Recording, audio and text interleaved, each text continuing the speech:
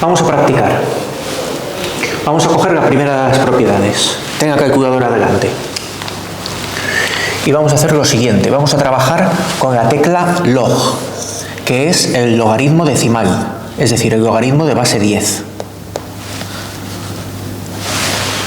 Bueno, podemos hacer también alguna con el neperiano, pero de momento esa.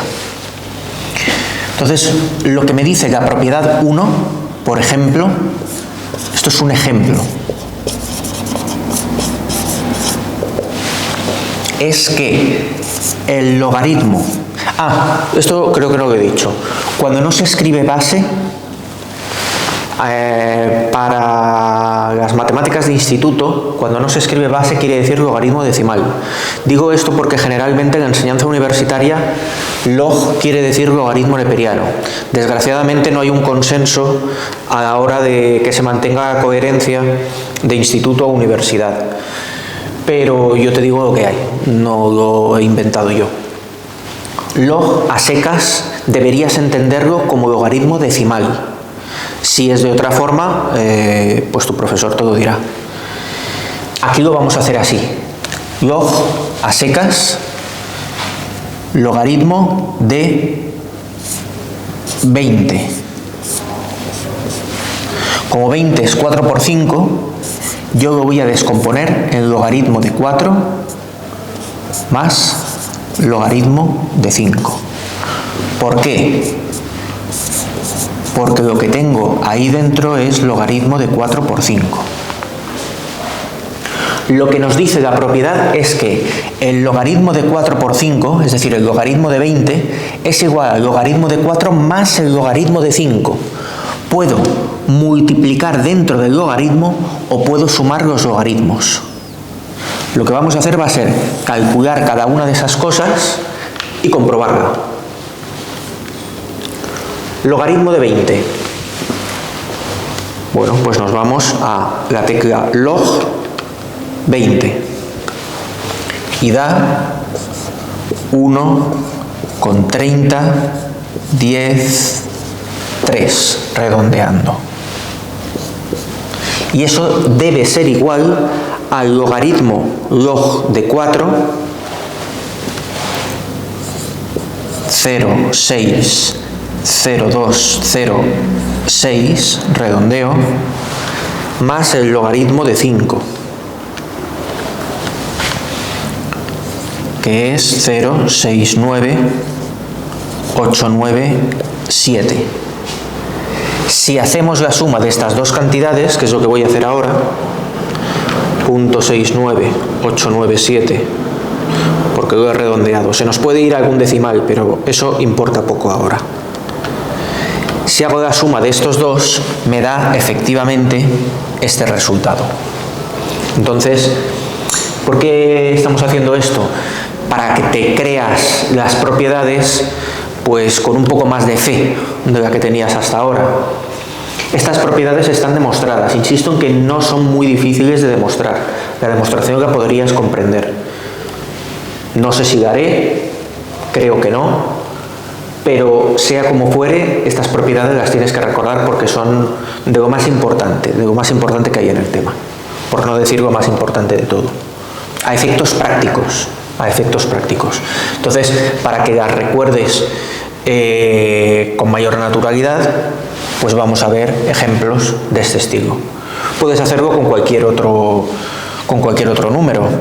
Pensemos un número que sea producto de 2, pues 42, que es 6 por 7, pero puedes ponerte alguno a voluntad. Si quieres puedes escribirte otro. Es decir, yo lo que estoy pensando es en una multiplicación dentro del logaritmo, y eso, ahora cuando lo calculemos, va a ser logaritmo de 6 más logaritmo de 7. Es decir, podemos multiplicar primero y luego sacar el logaritmo, o sacar los logaritmos individuales y luego sumar. Insisto, ¿por qué se utilizaban estas operaciones? Pues porque los logaritmos lo que hacen es darnos un resultado mucho más pequeño. Los logaritmos, ya lo hemos visto, el logaritmo en base 10 de 1.000.000 son 6. Entonces puede que sea más cómodo para mí trabajar con esos números pequeños que trabajar con los números grandes. Entonces puedo hacer operaciones con esos números pequeños cuando esa operación está conectada con uno de los números grandes. Es un poco la idea. Vamos a calcular el logaritmo de 42, el de 6 y el de 7 y comprobamos, igual que lo hemos hecho con este, que está bien. Se va a cumplir, insisto, con cualesquiera números. Logaritmo de 42, 1,62, 325, redondeo ahí. Y eso ha de ser igual, a ver, desde el momento que pongo igual lo estoy afirmando, en realidad debería esperarme a escribir las otras dos cosas, calcularlas y entonces es cuando podría poner el igual. Lo pongo porque sé que va a funcionar bien.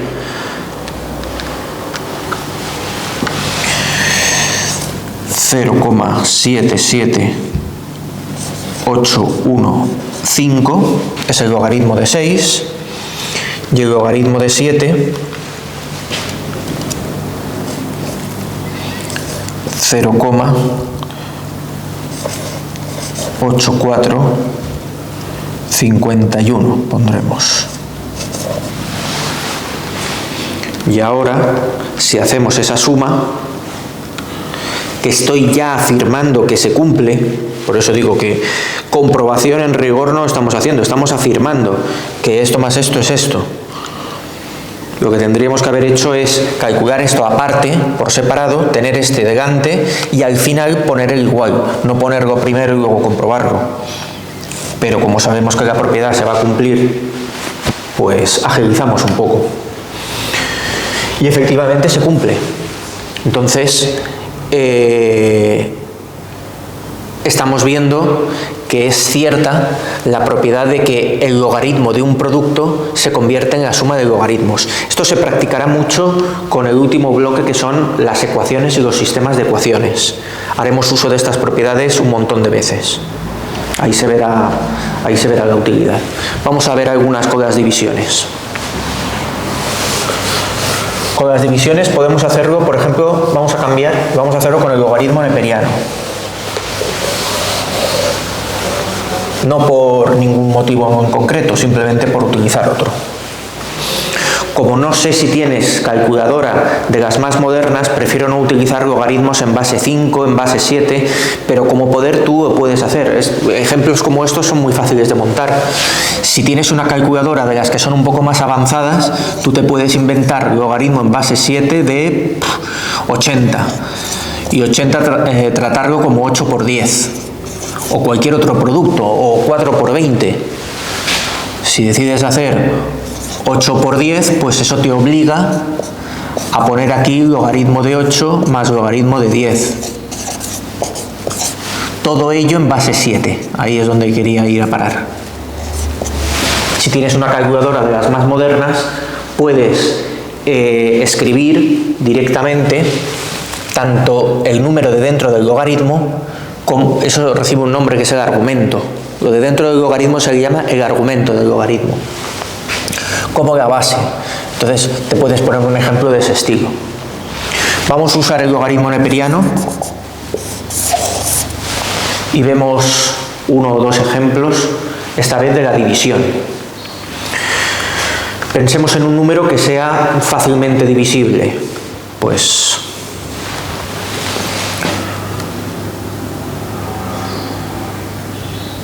y esto he dicho con el logaritmo neperiano. Logaritmo neperiano de 20, entendido 20 como 80 dividido entre 4.